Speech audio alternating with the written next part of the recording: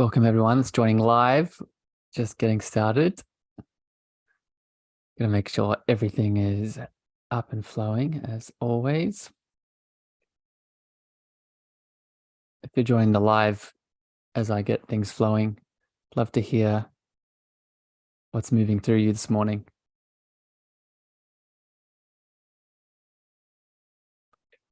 Okay. All right. Welcome on LinkedIn, welcome on Facebook if you're joining, and welcome on YouTube. Okay, I think we're good to go. Excited to be here, everyone.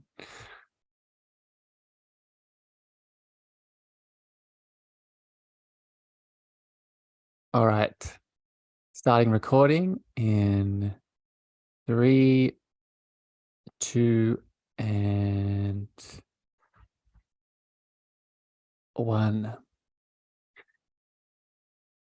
Good morning, evening, afternoon, magical beings.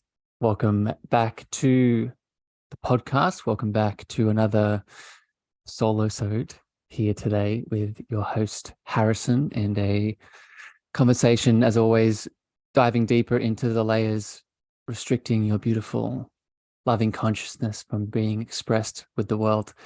And today's chat, today's deep dive, today's illuminating conversation is a big one in regards to the things that are limiting your beautiful expression. Today, I will be talking about the beliefs that have changed my world and the beliefs that will change your world if you have not currently either taken them in or you have not removed them. Because I've spoken about, this is part 2 of 2 parts in this series. Part 1, I talked about a lot of the negative beliefs that I held for a long time that I removed and that changed my world. And today I'm going to be talking about some positive beliefs that I've implemented that have changed my world that I'd recommend you take into your reality to help you shift into some deeper layers of loving consciousness. Before I get into that all today, I want to remind everyone that's joining live, either LinkedIn, Facebook, or YouTube, if you have comments, questions, and love that you want to share today and add into the show, as always, please leave them in the comments section. If you're listening on the podcast, please share this out with a friend, a family member, a lover, and you can leave your feedback and your opinions, your questions over on Apple and Spotify as well, and that really helps us expand the show, reach more hearts that need it. Okay, so like I said, today I'm going to be talking about the beliefs that have changed my world, have shifted my reality. And I'm going to be explaining the importance of them and what they actually mean. If you are holding a story or a belief system in your consciousness, I want to explain the significance of this. Your beliefs create your reality, right? You are the creator of your reality that you experience. So if I, Harrison, believe that I am abundant, I will see proof of that in my external reality. If I, Harrison, believe that my power is within me, I will see evidence in my external reality showing that to be true, right? There's a very simple, basic examples, but that is really what we're getting at here today. The problem is, most of us, myself included, do not bring conscious awareness to the belief systems that we are currently indoctrinated with or programmed with. So we want to take a moment here today to bring loving awareness and ask ourselves, is this a belief system that I either currently have, or is this something that I can add in? Because I'm going to be talking about a lot of beautifully positive belief systems that will impact your reality. And I want to share a quote. Hello, Jackie. I see you there in the Facebook chat. Thank you for joining. I want to share a quote to hold on your heart before I get into the first belief here. And the quote is, "The act of observation is an act of creation unto itself." The act of observation is an act of creation unto itself. So what that means, said very simply, purely holding a belief in your awareness and observing it starts to create a reality in which that belief is constructed from. So what I'm getting at here, these beliefs that I'll share with you today, purely holding them in your awareness and having them in your consciousness for a moment already begins the process of that belief becoming reality. Okay, that's how powerful we are. So with that, let's get into the first belief I want to share with you here today that has really changed my world, changed my reality. And it is the belief that I can be the breaker of chains. Specifically, I can be the breaker of ancestral chains. If you have been following this podcast for any amount of time, or you've read my book, or maybe you are a healer that is on your journey of coming back to deeper states of expression, you've most likely come across this idea of ancestral healing. And that is where this belief really takes hold. If you have a history in your ancestral line of, let's say, scarcity and lack of abundance, or abuse of any kind, sexual, physical, verbal, or some kind of heavy trauma that has been passed on through the generations, you can hold the belief in your heart and the remembrance that you have the power to be the breaker of those ancestral chains. We know now through studies in epigenetics and the connection to our DNA that things are passed on down the ancestral line, but not just the pain is passed on. We also have the potential to heal that is passed on. So when we hold the belief that, I'll use me as an example, I, Harrison, can be the breaker of chains of the limiting belief around sexual expression, or the limiting belief around scarcity, or the limiting belief around my power is outside of me, passed down maybe through religious trauma. You can change your reality by purely opening to the very real ability that you have to break that chain, to have it stop with you. And what is very important to understand with this is when you hold this belief of being the breaker of ancestral chains, you heal forwards and backwards. So what I mean by that is, if I, Harrison, break the ancestral limiting belief of scarcity around money and abundance, if I break that and I no longer hold that trauma, that pain, that limiting way of being, that now heals forwards and backwards. That is stopped from being passed on to my children. And it also starts to heal that backwards with my parents, grandparents, ancestors, etc. So a powerful belief to hold in your heart. Next up here, the next belief that changed my reality, changed my world, is I am not alone in my pain. I am not alone in my pain. And what I mean by this, I want to go an extra layer deeper with this. When I say I'm not alone in my pain, I don't just mean I'm not alone in the 3D world physically. I'm not alone in this, let's use an example, I'm not alone in this pain of isolation or separation or anxiety or depression. Yes, there are other people out there that are experiencing the same thing physically. But what is more significant with this belief, I am not alone in my pain in regards to the 5D, the non-physical world, the angels, the spirits, the ancestors, the loving entities that are around me all the time. The more work that I've done within the spiritual world in helping people connect back into their space of loving spiritual power,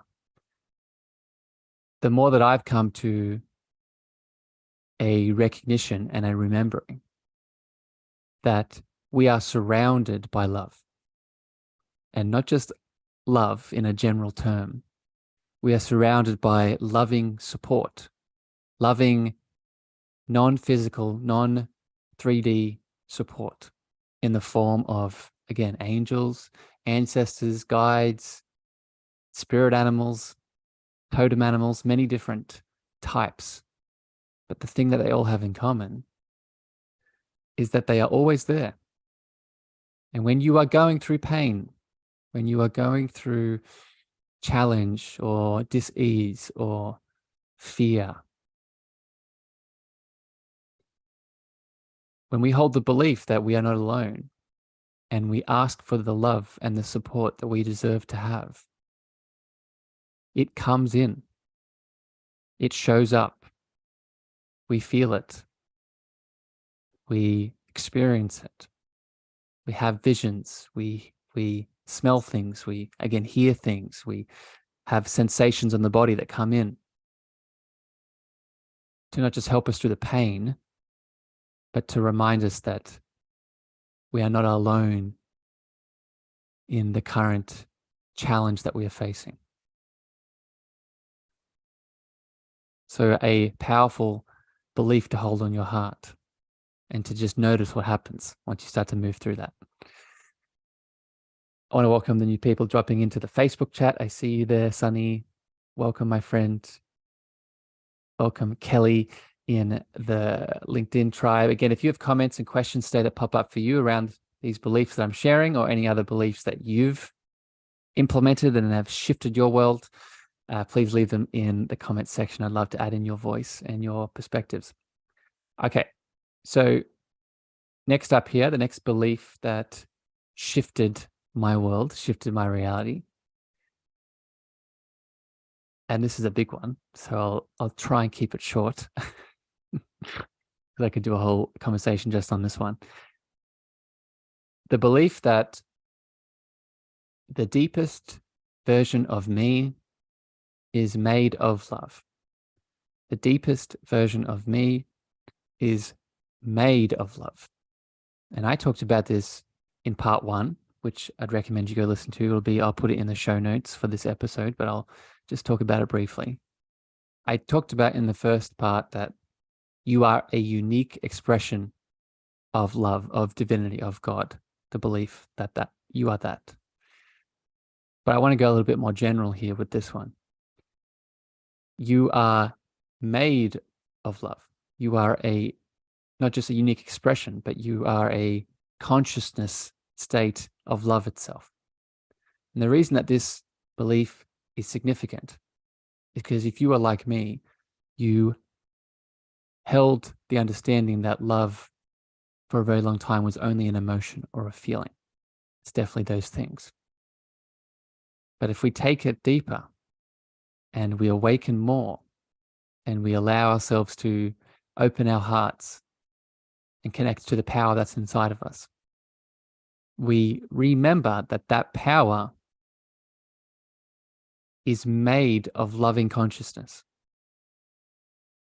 And it's not an external thing. Yes, it is everything you see in the world, but significantly, it is also everything that is you. It is everything that you are made of.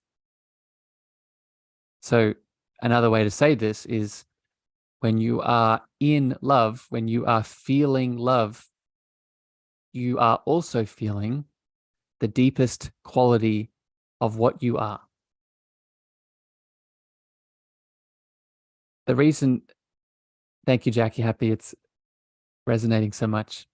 The reason that this is significant obviously for a lot of reasons, but I just want to pull out one here in this moment that's coming through to share, is When you feel in love, when you feel the consciousness of love that you are moving through you in any given moment, it is also an acknowledgement that you are in alignment with your deepest potential, with your deepest power, with your deepest you. Because how many of you listening have asked the question, what am I doing here? What is my purpose? What is my passion? What direction should I be taking for the highest good?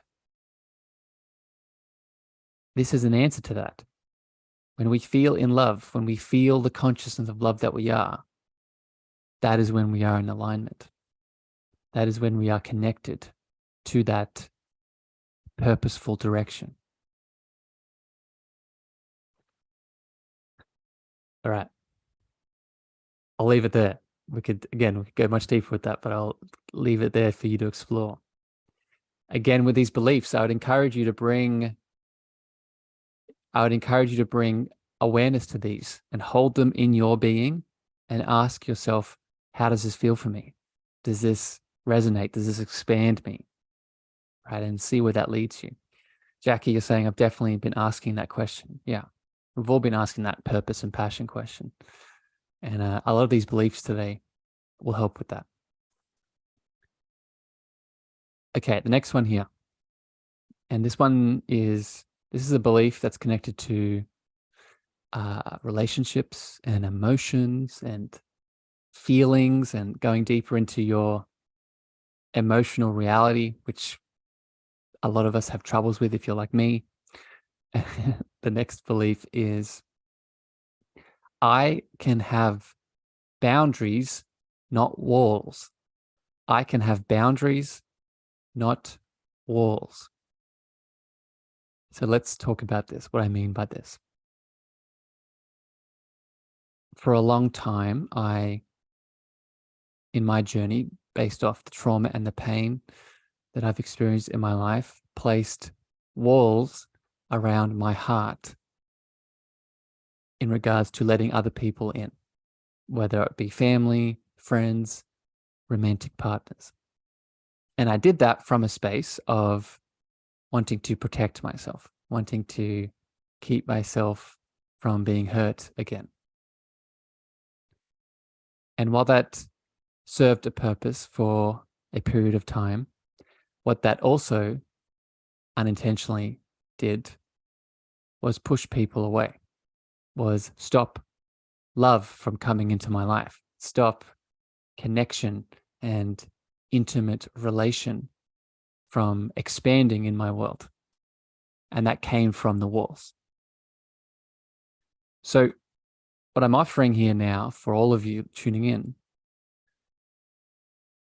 is that we can have a middle ground here. We can have a way to protect our heart and aid our healing and soothing journey in moving through past fear and abuse and again pain that we've moved through, and also receive love, receive new relation, receive new connection, receive new intimacy. And this is done through a boundary, not a wall. When I think of the difference between a wall and a boundary, I think of the human body, the human cells that we're made up of. And if you look into what a cell is made up of, a cell has an external membrane that is permeable based off the need of the time. A human cell will allow in what it needs at any given moment, but then when it's full, when it's processing, when it's moving through some internal state of being, it will close off and stop the incoming traffic or the incoming energy or the incoming process from moving. This is what we can learn to do with our hearts. We can learn to have healthy boundaries. We can learn in our relationships to put up a boundary that allows us to receive love, receive kindness, receive compassion, receive intimacy when the time is right, and put up a block in that boundary when we need to separate, when we need to detach, when we need to move away from that person, place, or thing that may cause us to feel pain or go through a trauma response, etc. So this is really a clear and powerful belief that we can hold, that around our heart, we can learn to have boundaries, not walls. All right, next up here. Continuing with that heart and receiving love image, next belief is I can allow the light of others in. I can allow the light of others in. This belief specifically connects us to remembering that while we are simultaneously a spiritual being that has all the answers, we are also a human being that gets lost in fear, gets lost in pain, gets lost in separation, gets lost in illusion in many ways. And it's in that separation, illusion, fear, pain, we can make the choice, much like we were talking about with the boundaries a second ago, we can make the choice to allow the light of another, a person outside of us, into our world to help us walk home to our truth. Let me break this down a bit more here. I found, I'll use me as an example. I found in my journey that when I get lost in some kind of fear or limiting belief or illusion or pain, I create a reality that's not real. I create a reality of feeling not enough, feeling not valuable, feeling not worthy, feeling like I'm broken. Examples, right? And when I am connected to my heart, connected to my soul, connected to my truest essence, I can see all of those as illusions. None of those are real. But what is often hard is getting from that illusion back to the truth by ourselves. And this is where the light of another comes in. The light of a friend, a family member, a romantic partner that loves us, cares for us, supports us. When they hold space for us, when we allow them to hold space for us, and we allow them to give us love, their light now becomes a beacon to walk us home to our truth, to walk us home to the truth where we've always been worthy, we've always been valuable, we've always been enough, but we were just stuck momentarily in a space of separation.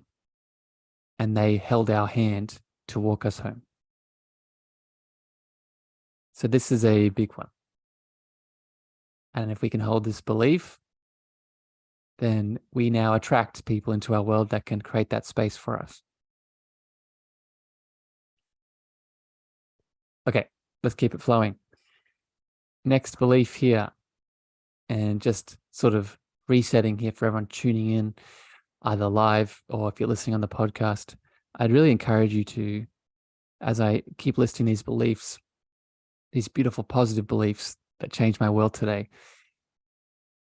ask yourself, do you have some version of these in your reality? Do you either have a version that's currently moving in your awareness, or is this totally new to you? Because in either of those options, you have a choice to make. If it's new to you and it's expanding you, then you can make the choice for this to become your reality, right? To hold this in your awareness and to act from this place.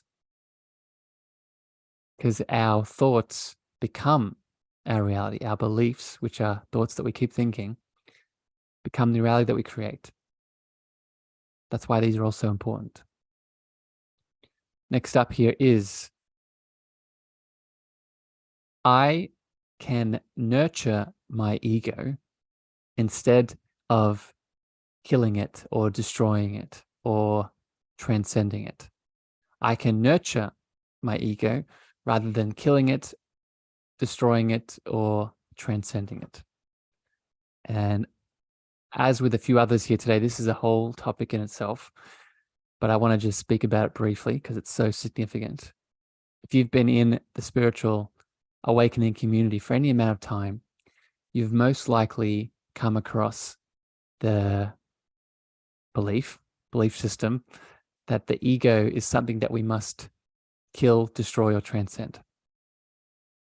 And in my opinion, my experience, and in my reality, that is a very unhealthy way of being, because our ego in itself is not innately positive or negative.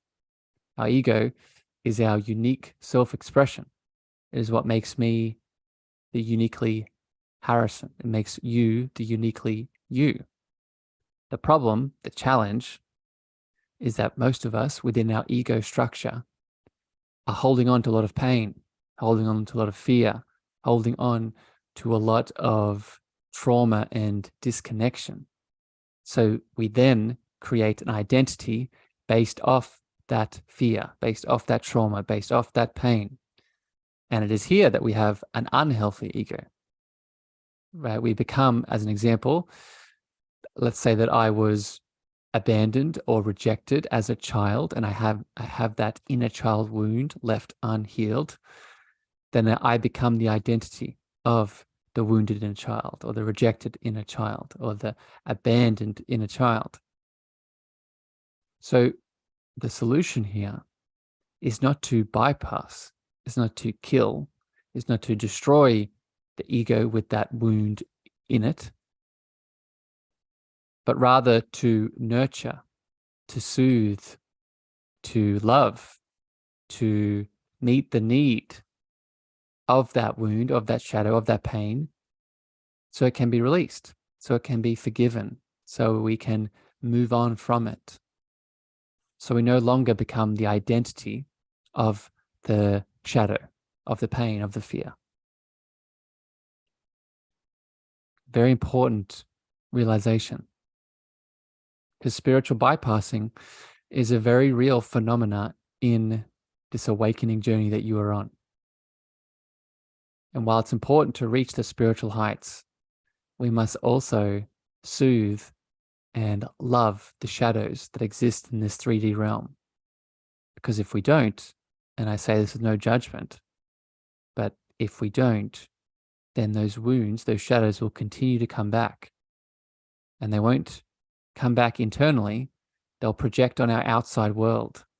As Jung likes to teach, until we make the unconscious conscious, it will project into our external world, and we will call it fate.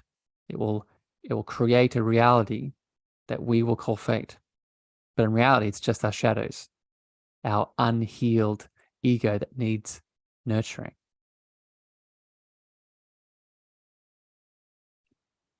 Next up here, next belief that changed my world, that I would encourage you to open your consciousness to, your awareness to. My sensitivities bring me closer to another. My sensitivities, and you could replace sensitivities with emotionality or maybe your vulnerabilities. My sensitivities bring me closer to another. If you have tuned into my story or this podcast for any length of time, you've most likely heard me speak about my past as a little boy that pushed down a lot of his emotionality, a lot of his sensitivities, his feelings. And this created a man that was very numb to the external world, was very numb to his emotional state, his feeling state. And it's because I held the negative belief that my sensitivities were a weakness. My sensitivities, my emotionality made me unmanly, made me broken in many ways. And this is not just a man thing. This is a human belief that we all hold, that sensitivities, emotionality, your beautiful open heart vulnerability is a weakness. Where in reality, and I see this in my world every single day in so many beautiful ways, the more open-hearted, the more sensitive, the more vulnerable we can be, and we can stand in it with confidence, the more we're able to connect to those that we desire to connect with, the more that we're able to be an example that inspires others, the more that we can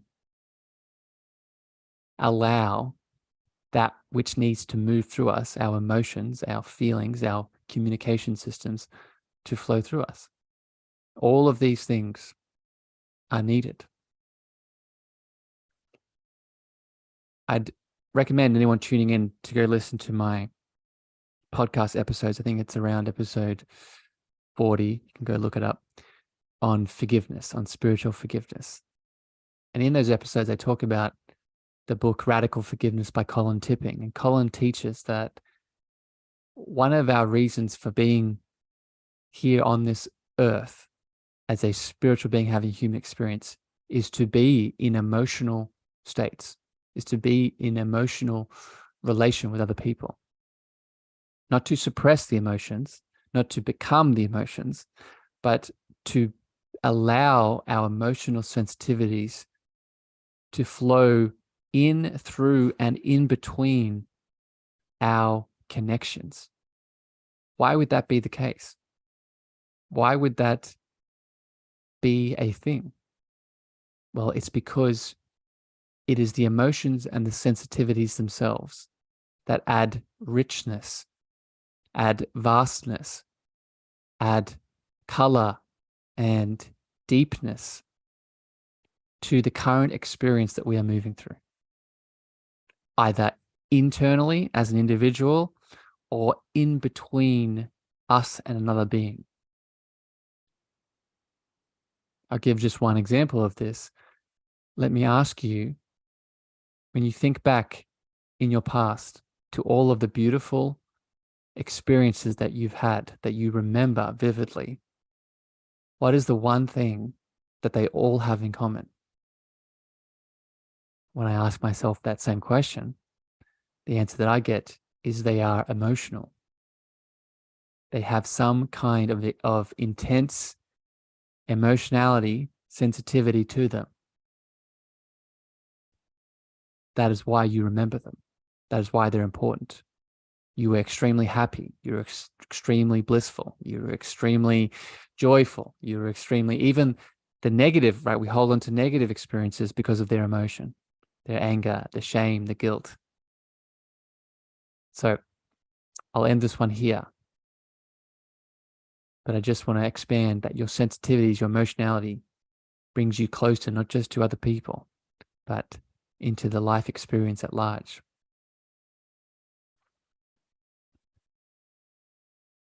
Next up, I am not here to save anyone. I am not here to save anyone. This belief changed my world in many ways, and I'll go into it in a second. But I want all of the beautiful light workers, healers, coaches, mentors, spiritual souls that have tapped into their calling to be of service to other people. All of you listening that would identify with any of those labels, this belief is for you. Because if you're like me, for a long time, you probably held the opposite to this belief. That if you're not healing, if you're not being of service, if you're not saving your client, your friend, your lover, your family member, then you're not doing the thing. You're not enough. You're not worthy. You aren't getting it done. And do not get me wrong. I do believe that a big part of why we are here as an individual soul expression of the oneness that we are derived from, I do believe that a part of that is to be in service, is to share our love with the world, share our love with others in some way. But, and this is the key to this belief, it is not expected of you. There is no judgment if you do it one way or the other. If you live a life of service, beautiful. It'll lead to a lot of expansion, a lot of beautiful relational, emotional moments like I talked about a second ago. If you do not, also beautiful. You are not judged. There is nothing outside of you that is ticking a box saying that you are wrong or right to not do that. And this is the key to this belief. You're not here to save anyone. You're not here to put on that superhero cape and save the day. If that is what you desire to do, go for it. But do it from a place of non-attachment, non-expectation, and just from a space of sharing your full love cup with the world. Because this is another, piece of this belief. At the end of the day, our sole responsibility is to our own soul path, is to our individual soul expression and expansion. And we can sometimes feel, especially if we're in a family or a tight friendship group or a spiritual partnership, we can sometimes feel responsible for the other person's evolution, the other person's healing, the other person's revelations and understandings. And in that force, in that pushing in many ways, in that attachment to having to do that, we're actually doing the opposite. We're actually taking away that soul's ability to learn the lessons themselves. We're taking away that person's opportunity to move through the pain, to move through the shadows, to move through the mud that the lotus will grow from. So this is a belief that we can hold on to, that we're not here to save anyone. All right, a few more here today to share with you. I hope these are hitting your hearts. And again, before you take them onto your reality, hold them in your being. Bring some awareness. Ask yourself, how do they feel to me? Right? What do they inspire you to do? What do they inspire you to release? Right? Because a lot of us can hear these beliefs, but then sort of move on, step away. But if we bring awareness to them for a moment, we create a new reality. All right. So next up here, next belief that changed my world, helped me go deeper into that spiritual journey that we're all on, is I am the container of love that holds all of my shadow and light. I am the container of love that holds all of my shadow and light. What do I mean by this? I want to share a quote that I often express on the podcast by the beautiful Rumi. Rumi says, out beyond all wrongdoings and right doings, there is a field. I'll meet you there. What this teaching and quote that Rumi is expressing, what it refers to, is the field of consciousness, of unity, of oneness, of in the Vedic teachings, it's Brahman, it's the unmanifested, it's the unified field. All the same name for the consciousness that exists inside of us that is oneness, that is divinity, that we all have access to. And I've done many episodes on this. I'll put in the show notes I did an episode called The Unified Field of Love. And we all have access to this consciousness state. But what I specifically want to bring into your awareness around this belief, what we can learn to do in any given moment when we feel maybe taken away by a shadow, a limiting belief of not enoughness, a shadow of fear, a shadow of pain in some way. We can use this belief to tap into the field that we are. Use the belief that I am the container of love. You could replace love with divine, God, consciousness. I am the container of love that holds all of my shadows and my light. What this allows you to do is take a step. It allows you to take a step regardless of the current wound, the current belief, the current fear that is potentially taking you away. Because you are not those shadows. You're not those fears.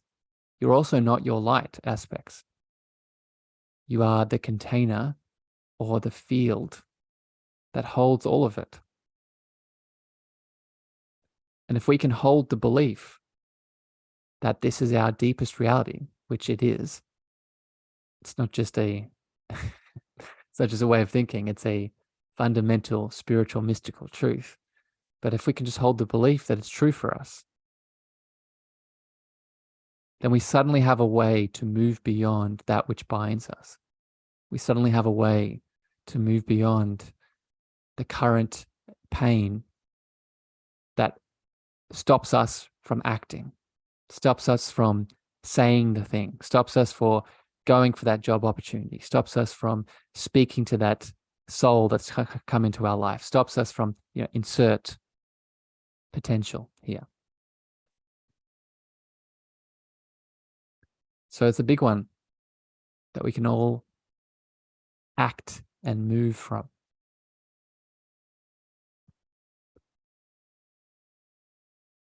The last belief today that I want to share with all of you that has changed my reality, changed my world, is I can add space before reacting. I can add space before reacting. How many of you tuning in have been taken away by triggers, by a wound, a trauma, a deep-seated pain that has been left unresolved? You've had a conversation with a friend, a family member, a lover. They've triggered you. You've then reacted negatively.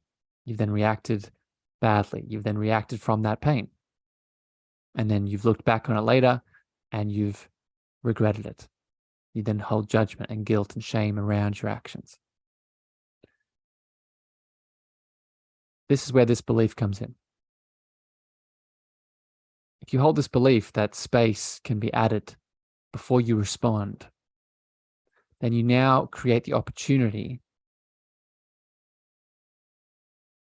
to not do the thing, to not act from the place of the wound, to not act from the space of fear, to not act from the place of separation.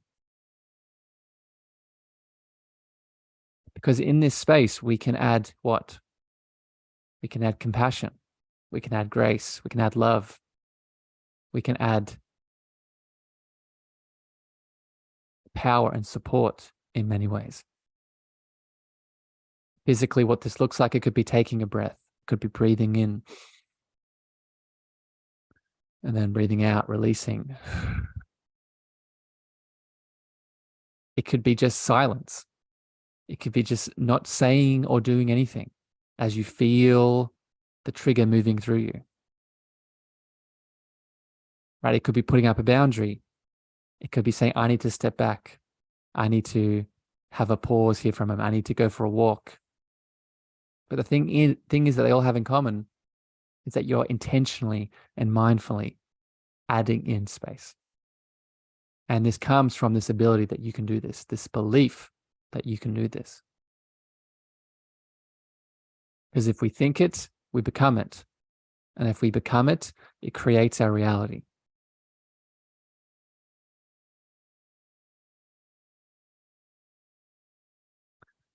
All right.